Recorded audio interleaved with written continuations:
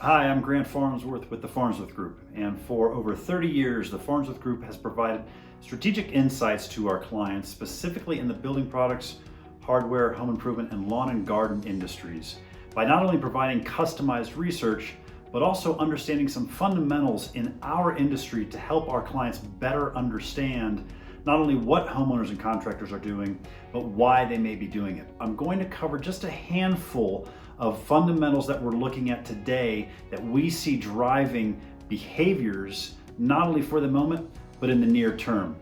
I want to start first with interest rates. As we look at interest rates, historically, we're still at relatively low levels for interest rates. This means very affordable money, not only to buy a home, but also to borrow against a home. Homeownership rates are also very, very positive for our industry. With COVID, we saw a lot of younger potential customers actually enter in the home buying market.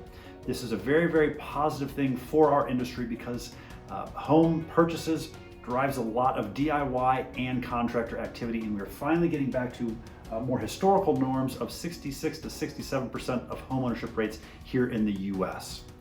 When we think about housing starts, we have been trending upward, and we know that there is demand there based on some of those fundamentals we just spoke of, as well as additional fundamentals we're tracking. However, there aren't enough starts to meet today's demand. In fact, we are actually deficient in housing starts, particularly for affordable entry-level price point homes, well before COVID started. Therefore, when we look at home values, we see it continue to go up due to high demand and not enough supply.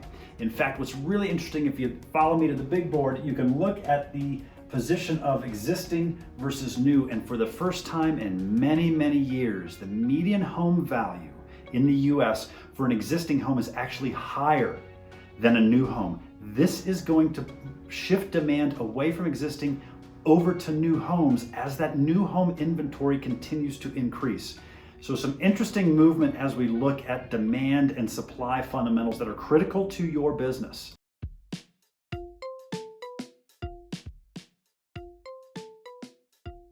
I know I don't look like it, but I have 35 years experience in construction, including a degree from Wentworth in construction management. Start to finish was started right after I finished school. I spec True Exterior products because they last the longest and they are probably the most durable products that I can hand off to my homeowner. So we're going to talk about the three products. The first is the exterior trim. Obviously it's your typical 1x, also 5/4 available, which we used on our windows. Another product is our V-groove soffits, which we do a lot of times for deck ceilings, porch ceilings. And then our biggest thing was our nickel gap siding, which is smooth side out, and you can see how important it is that the milling is done correctly, because in this case there's no corner boards, so our reveal lines wrap the corner. The maintenance of the house after we leave is really important. As far as painting goes, I'm seeing the painting last longer on this product than typical wood products, where there's no rot, twisting, warping. Definitely superior to wood products. I love it when the customer says, "You've built us a beautiful home." So let's look at some of the challenges that our industry is facing and likely your business may be experiencing. First, we'll look at labor participation. Labor's been a big issue, particularly once COVID hit. And we've seen a lot of people stay out of the working environment. They are on the sidelines, as it were. This is going to be critical for a lot of contractors to be able to staff up, a lot of manufacturers to be able to staff up, etc. It has big implications, not just for our industry, but the overall economy. And as we see a lot of the incentives start to roll off, it's going to be interesting to track this number to see if the participation starts coming back up. If it does, that's a good sign that we're going to be able to bring in some of those skilled trades that we desperately need, truck drivers, etc. Material prices is one thing that we've continued to watch, as I know our industry has over the last year, where we've seen a lot of lumber prices go up.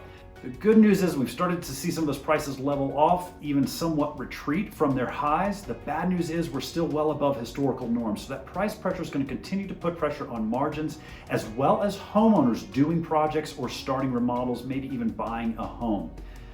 So we are getting better on housing inventory, both for new and existing homes. We ideally want to see 6 months of housing inventory for a healthy market. You can see we're there with new homes, but we're well below it in the US for existing.